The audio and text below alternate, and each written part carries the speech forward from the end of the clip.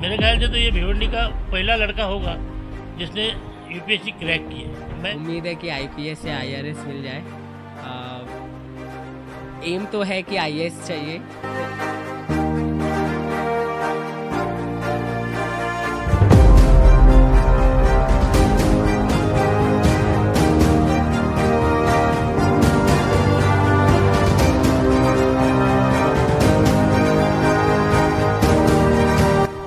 दुख के साथ ये कहना पड़ता है कि भिवंडी एजुकेशन में बहुत पीछे है।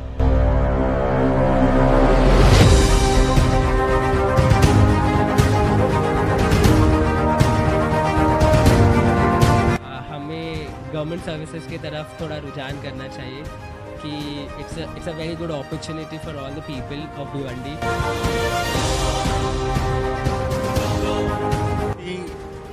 जहाँ तक मेरे बच्चे का सवाल है, इसने जो है ना अपने लिए कभी इसको गाइडेंस की जरूरत नहीं पड़ी है।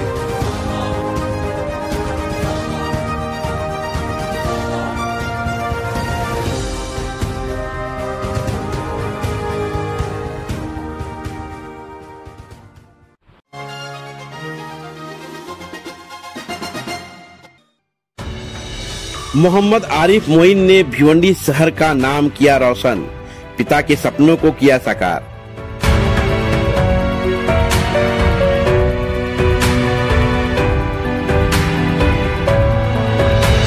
यूपीएससी 2024 क्लियर कर आईपीएस की तैयारी में जुटे मोहम्मद आरिफ भिवंडी शहर में पहली बार यूपीएससी 2024 क्लियर कर आईपीएस की ट्रेनिंग में भिवंडी में रहने वाले सैयद मोहम्मद आरिफ मोइन का स्वागत सम्मान करने के लिए भिवंडी शहर शिवसेना के जिला प्रमुख सुभाष माने, रोहन सोनोने, राहुल चौधरी, इमाम अंसारी फूलों का गुलदस्ता लेकर उनके निवास स्थान पहुँचे। बता दें कि पेशे से वकील, पिता के सपनों को साकार करने का काम मोहम्मद आरिफ मोइन ने किया। पिता सैयद मोइन अपने बच्चों को पढ़ाकर एक अच्छे मुकाम पर पहुंचाने का काम किया, तो वहीं पर यूपीएससी 2024 क्लियर कर आरिफ मोइन ने भी अपने परिवार के साथ भिवंडी शहर का नाम रोशन किया। हमारे चैनल से बातचीत के दरमियान मोहम्मद आरिफ मोइन ने आगे के भविष्य को लेकर क्या कहा, साथ ही साथ सुभाष माने जो कि भिवंडी शहर के जिला प्रमुख है शिवसेना के, उन्होंने बधाई दी और क्या कहा, ये सुनते हैं। अल्हम्दुलिल्लाह बहुत अच्छा लग रहा है। काफ़ी सररियल सी फीलिंग है, बिलीव नहीं हो पा रहा है। सबसे ज़्यादा तो ये है कि इतने साल की मेहनत रंग लाई और मेरे अम्मी अब्बू खुश है, तो वो सबसे बड़ा एक प्लस पॉइंट है। और यूपीएससी का प्रोसेस तो एक 3 स्टेज एग्ज़ाम है जिसके अंदर प्रीलिम्स होता है, मेंस और फिर इंटरव्यू। तो ये मेरा 4th अटैम्प्ट था और उस बहुत टाइम से मैं इस चीज़ में। कितने साल से आप इसकी तैयारी कर रहे हो? मुझे लगभग 3-3.5 साल हो गए। हाँ, शुरुआती पढ़ाई के बारे में ज़रा बताएंगे, कहाँ से आपने पढ़ाई की? मैंने भिवंडी से केमिया स्कूल से अपनी बेसिक एजुकेशन की है। फिर उसके बाद मैंने बैंगलोर से BA-LLB किया है। जामिया मिलिया इस्लामिया से मास्टर्स किया है और जामिया मिलिया इस्लामिया का रेसिडेंशियल कोचिंग एकेडमी जो आईएएस की कोचिंग कराती है, मैं वहाँ पर था और वहाँ पे रह के आईएएस की थोड़ी बहुत कोचिंग की है। तो अभी आप आईएएस की तरफ लेंगे या किसी और इसमें? अभी तो रैंक के हिसाब से शायद सर्विसेज एलोकेशन होगा। उम्मीद है कि आईपीएस या आईआरएस मिल जाए। एम तो है कि आईएएस चाहिए, तो इंशाल्लाह फ्यूचर में मे बी रैंक इम्प्रूवमेंट के लिए बैठ सके। आपके सफर में सबसे अच्छा सपोर्ट किसका रहा? मेरे अम्मी अब्बू का। क्या परेशानी, क्या कठिनाई आई आपको, मतलब स्टडीज़ के दौरान? सबसे बड़ी तो ये थी कि ये जो मेरे जितने भी कॉलेज के दोस्त हैं और यहाँ भिवंडी के भी हमारे जो दोस्त हैं, वो इस प्रेपरेशन में है नहीं, तो कोई गाइडेंस एज सच मिला नहीं।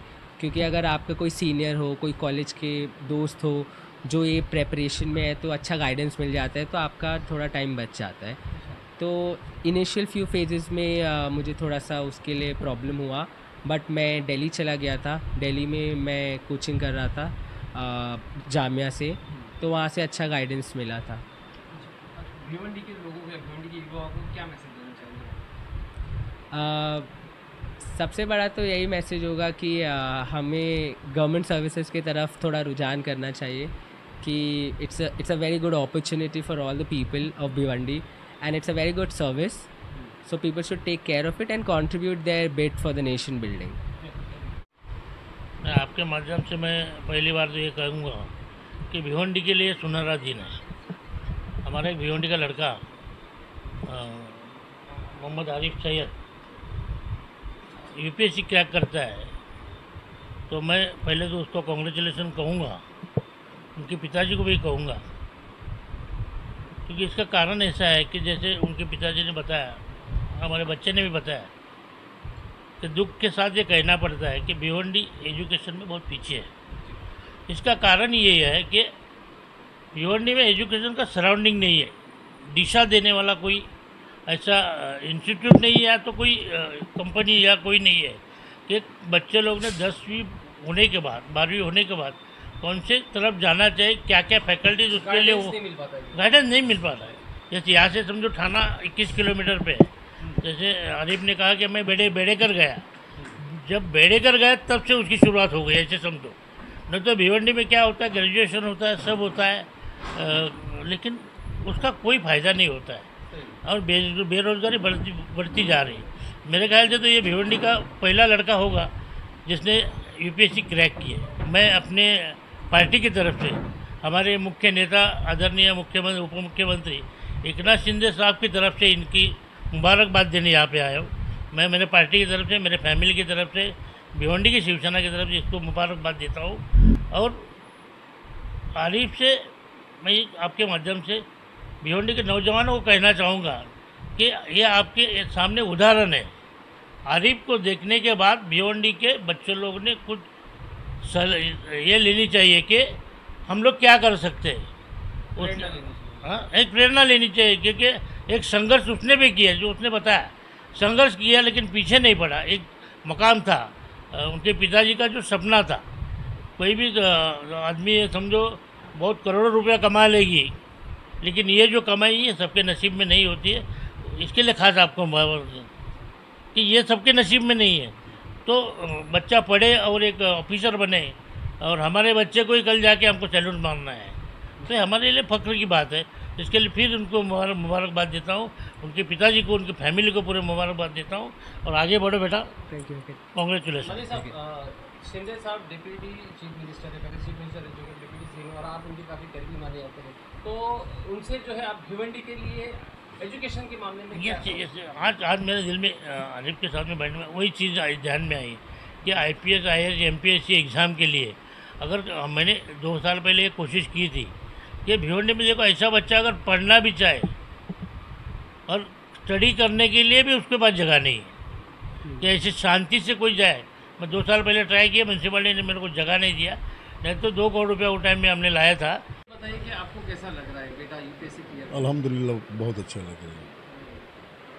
और क्या क्या मतलब किस तरह से आपने उसको मोटिवेट किया या गाइड किया कि ये इस सफ़र पे चले और कामयाबी हासिल? एक्चुअली जहाँ तक मेरे बच्चे का सवाल है, इसने जो है ना अपने लिए कभी इसको गाइडेंस की ज़रूरत नहीं पड़ी। ये शुरू से ही जो है ना अपने लिए क्या, इसने जो है ना 12 करने के बाद क्लैट ज्वाइन किया। क्लैट खुद भी उसका ओन डिसीजन था, उसने क्लैट ज्वाइन किया, क्लैट क्वालिफाई किया। क्लैट क्वालिफाई करने के बाद इसका जो है ना नेशनल यूनिवर्सिटीज़ में, इंडिया में सिर्फ 4-6 यूनिवर्सिटीज़ हैं, उसमें इसका सिलेक्शन हो गया था। फिर ये बंगलौर चला गया, तो बंगलौर से उसने जो है ना लॉ कंप्लीट किया।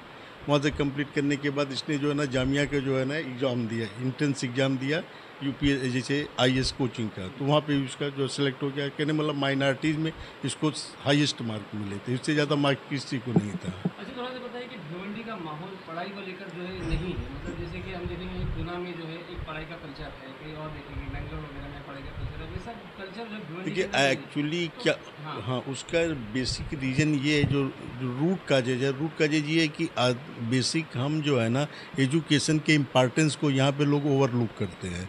एजुकेशन की क्या इम्पार्टेंस है और एजुकेशन आदमी को फर्श से अर्श तक ले जा सकती है, ये चीज़ अभी हमारे भिवंडी के लोगों को ये चीज़ रियलाइज़ नहीं करते। और जिस दिन ये रियलाइज़ करेंगे ऐसा नहीं है, भिवंडी में अच्छे बच्चे हैं, हर तरह की उनके पास एबिलिटी है, वो सब कुछ कर सकते हैं, लेकिन उसके इम्पॉर्टेंस को जब वो समझना चालू करेंगे तब उनको ये एहसास हो जाएगा कि हमको किस चीज़ को अपना फ्यूचर किस फील्ड में डेवलप करना चाहिए।